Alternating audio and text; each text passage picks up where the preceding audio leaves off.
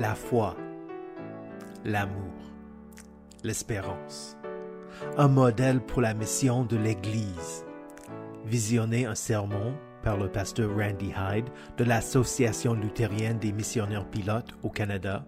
Une présentation par les pasteurs David Warner et Adam Lehman, missionnaires en Espagne, suivi par un entretien avec le pasteur Warner.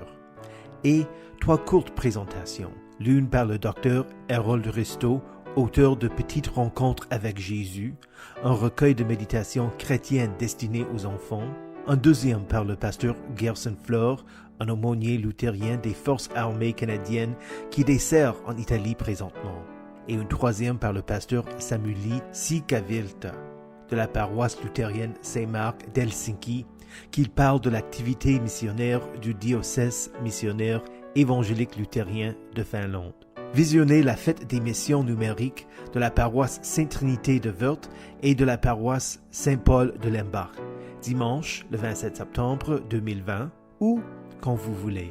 Envoyez un courriel à pasteur@église-luthérienne-val-de-saure.fr ou un message via notre page Facebook pour recevoir les liens à ces vidéos. Ou visitez youtube.com/GVHEINTZ.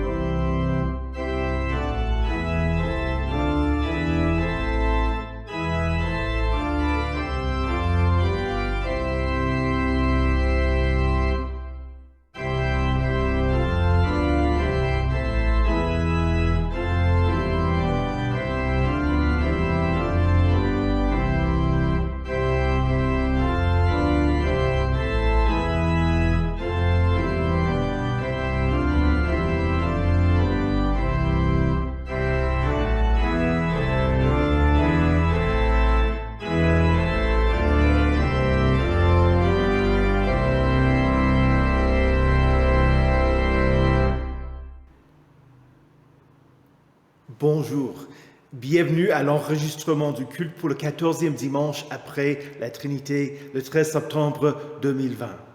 Nous commençons aujourd'hui avec l'introduit. Celui qui offre en sacrifice sa reconnaissance m'honore. Et à celui qui veille sur sa conduite, je ferai voir le salut de Dieu. Je louerai l'Éternel tant que je vivrai. Je célébrerai mon Dieu tant que j'existerai. Ne place pas votre confiance dans les grands, dans les hommes qui sont incapables de sauver. Heureux c'est lui qui a pour secours le Dieu de Jacob, qui met son espoir en l'Éternel, son Dieu. Il fait droit aux opprimés. Il donne du pain aux affamés. L'Éternel délivre les prisonniers. L'Éternel aime les justes, mais il fait dévier la voie des méchants. Au nom du Père et du Fils et du Saint-Esprit. Amen. Confessons nos péchés. Dieu Tout-Puissant, notre Créateur et notre Père, nous reconnaissons et nous confessons que nous avons péché contre toi en pensée, en parole et en acte. Nous venons chercher refuge en ta miséricorde. Aie pitié de nous, pauvres pécheurs, et pardonne-nous toutes nos fautes pour l'amour de Jésus-Christ, notre Seigneur. Aide-nous, par ton Saint-Esprit, à mieux connaître ta sainte volonté et rends-nous obéissants à ta parole. Par Jésus-Christ, ton Fils, notre Sauveur. Amen. Dans sa miséricorde, le Dieu Tout-Puissant a livré son Fils à la mort pour vous. En son nom, il vous pardonne toutes vos fautes. À ceux qui croient en Jésus-Christ, il donne le droit de devenir enfants de Dieu et leur donne son Saint-Esprit. Que Dieu, qui a commencé cette bonne œuvre en nous, la poursuive jusqu'à son terme, jusqu'au jour de notre Seigneur Jésus-Christ. Amen. Prions le Seigneur.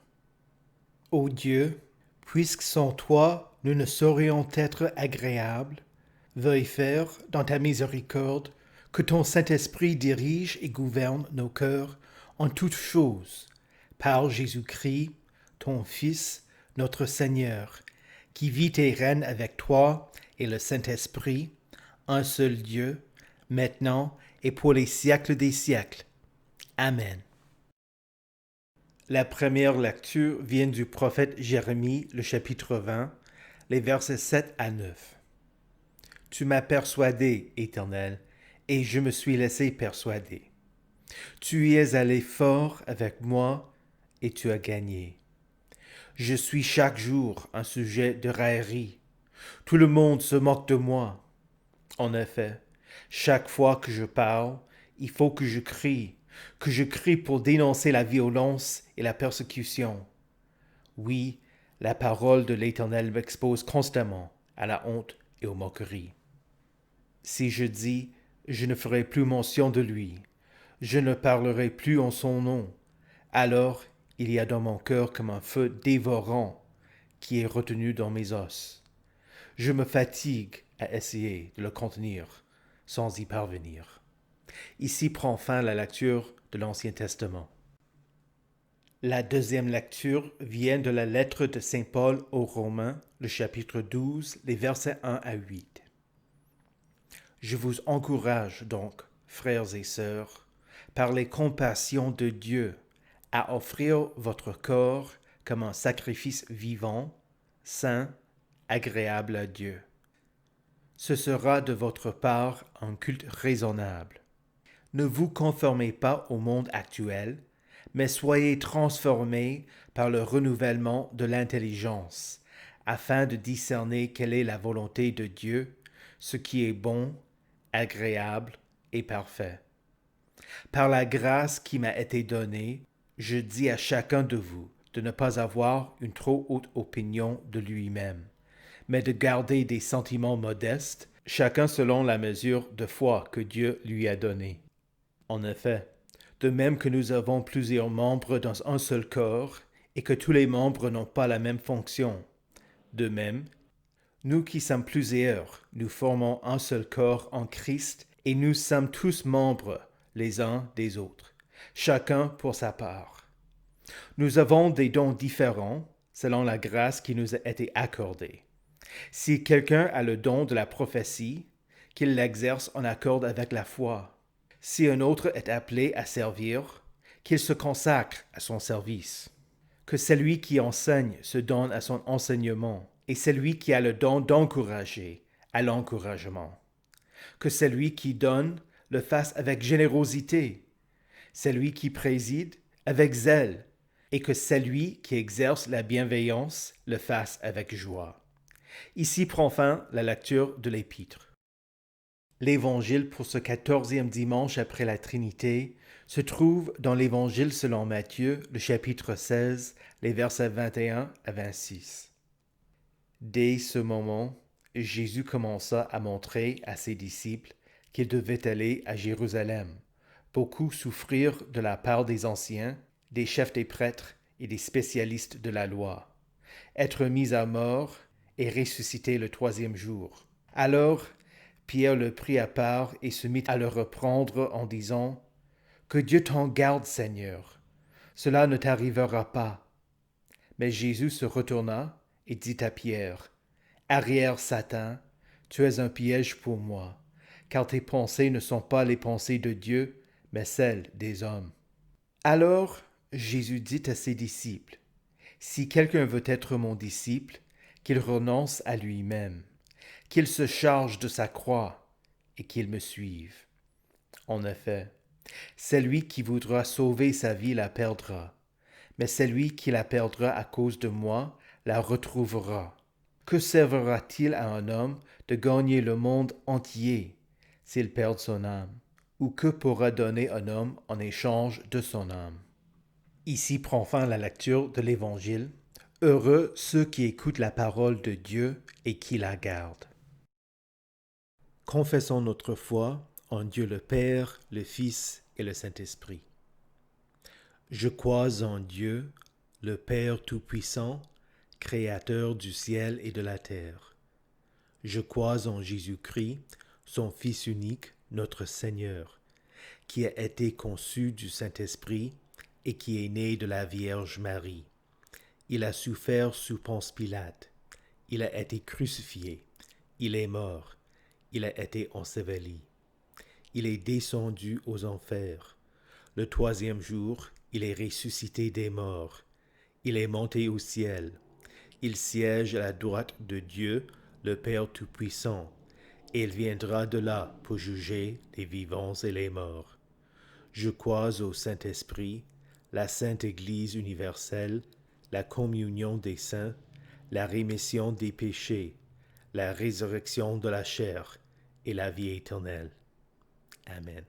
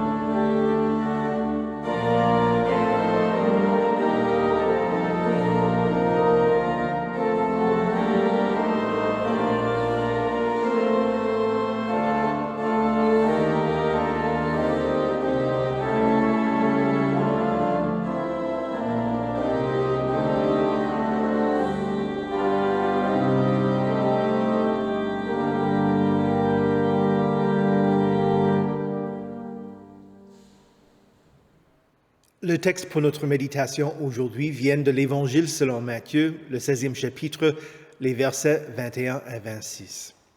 Prions. Reçois favorablement les paroles de ma bouche et les sentiments de mon cœur, ô Éternel, mon rocher et mon libérateur. Amen. Saint de Dieu, précieux et bien-aimé, que la grâce et la paix vous soient données de la part de Dieu notre Père et du Seigneur Jésus-Christ. Amen. Dans la lecture de l'Évangile choisi pour la semaine dernière, Pierre confessa que Jésus est le Messie, le Fils du Dieu vivant. Pierre avait raison.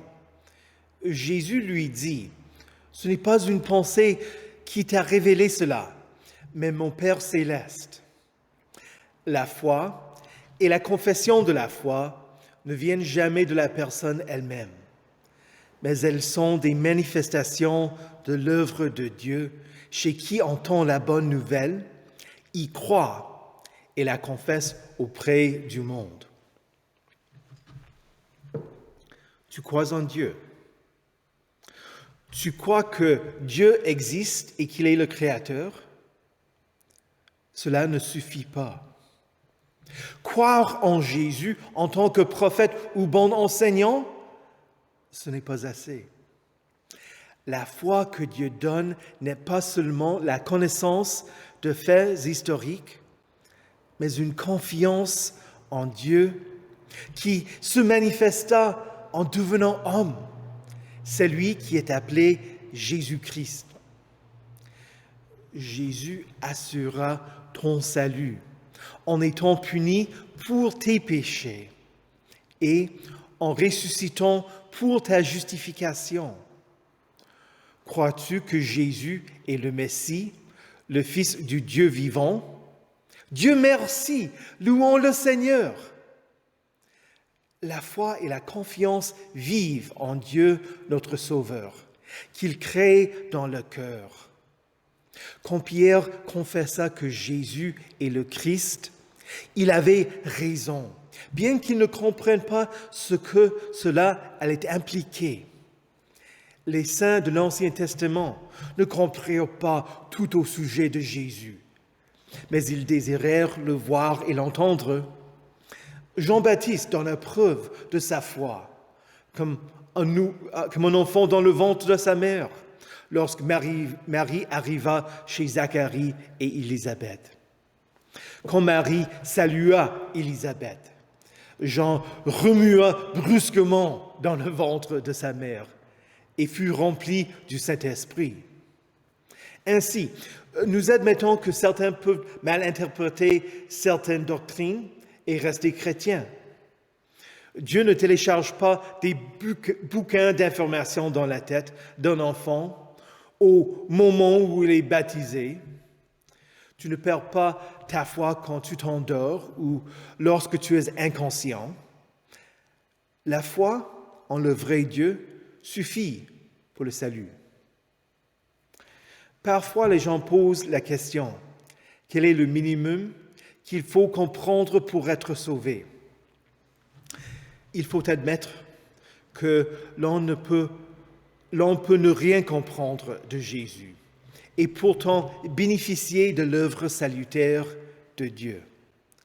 On est sauvé par la foi en Jésus-Christ.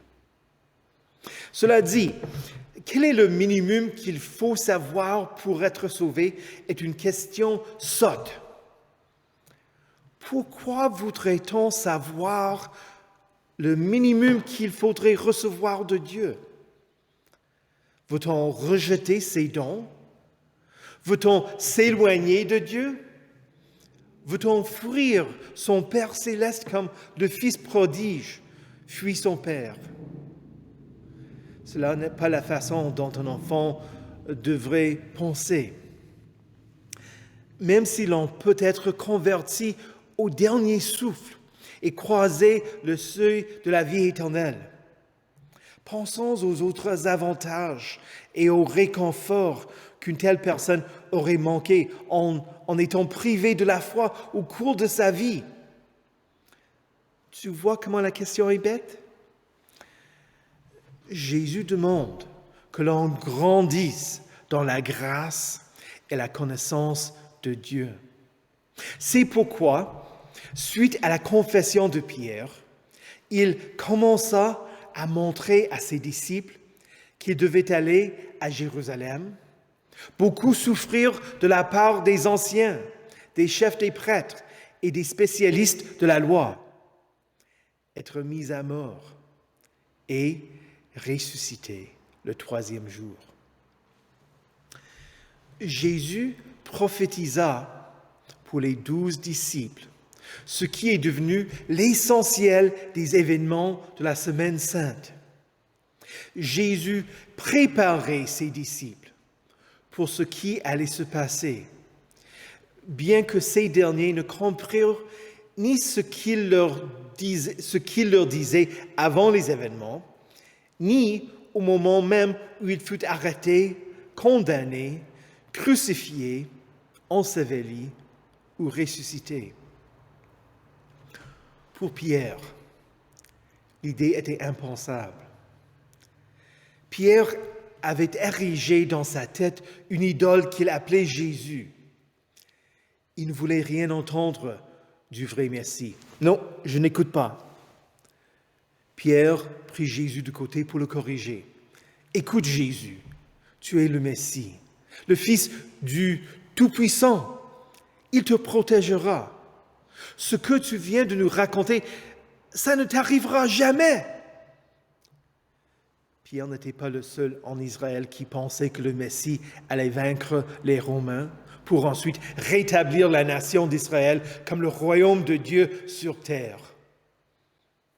La dernière chose à laquelle on s'attendait du Messie était qu'il meure. Ce que Pierre faisait, c'est ce que nous avons tendance à faire.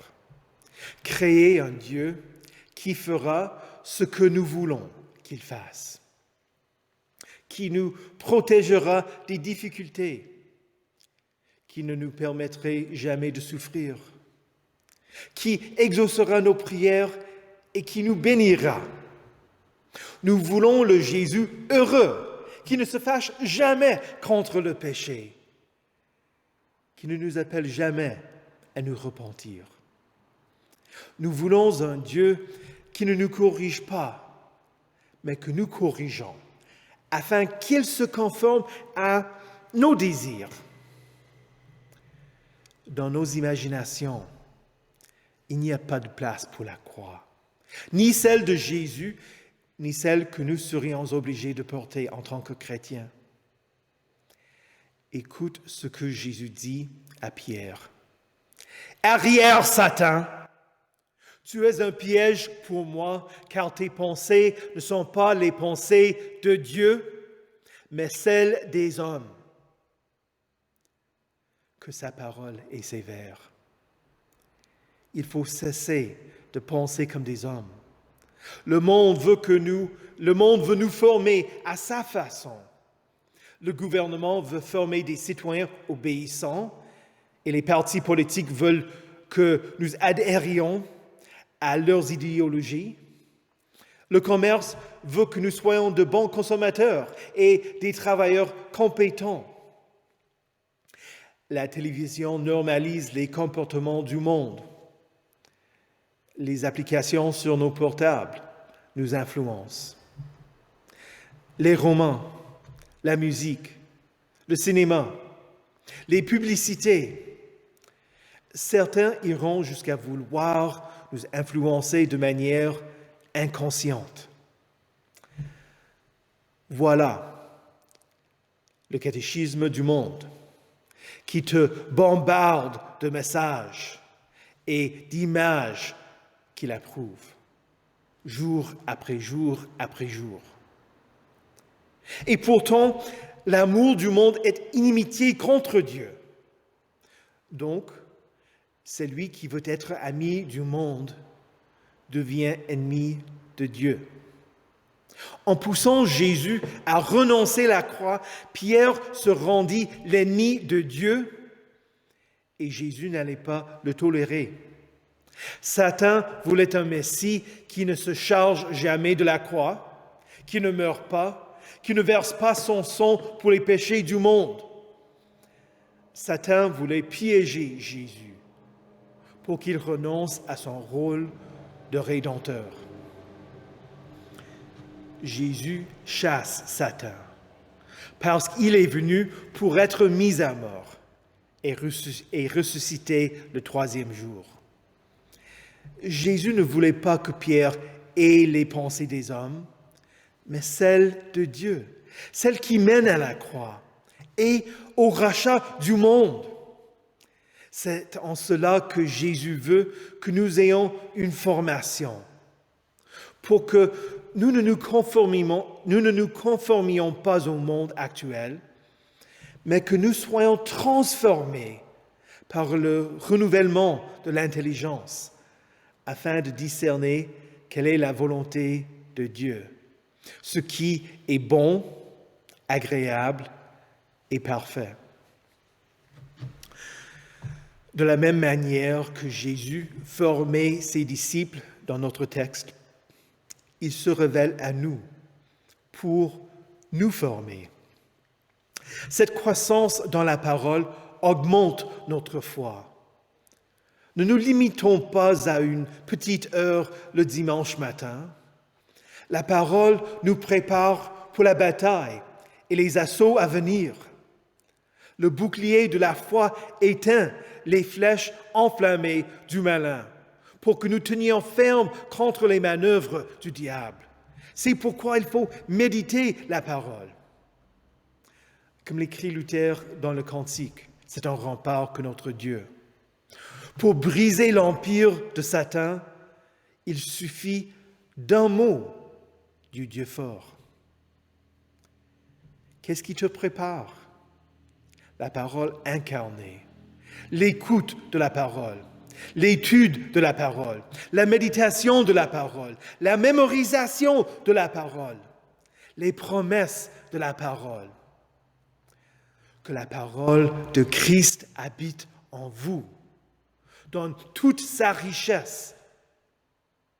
Répète-toi la bonne nouvelle. Christ est mort pour toi. Christ a vaincu la mort. La mort ne pourra pas te retenir. Jésus est ressuscité. Tu es pardonné. Jésus règne. Récite les versets que tu as mémorisés. Tire de bonnes choses du bon trésor que Dieu met dans ton cœur, pour que ta bouche exprime ce dont ton cœur est plein. La parole de Dieu est puissante, vivante et efficace. Elle fait vivre le chrétien et appelle ceux qui demeurent dans les ténèbres à la lumière de Christ. Jésus profita de l'erreur de Pierre, non pas pour l'humilier devant les autres, mais pour enseigner à tous ses disciples, y compris nous-mêmes, ce qu'est que la vie d'un disciple. Le disciple n'est pas supérieur au maître, ni le serviteur supérieur à son Seigneur. Ce que Jésus subit, ses disciples le subissent. Charge-toi de ta croix. On ne peut pas tuer une personne morte et tu es déjà mort. C'est en la mort de Jésus que nous avons été baptisés.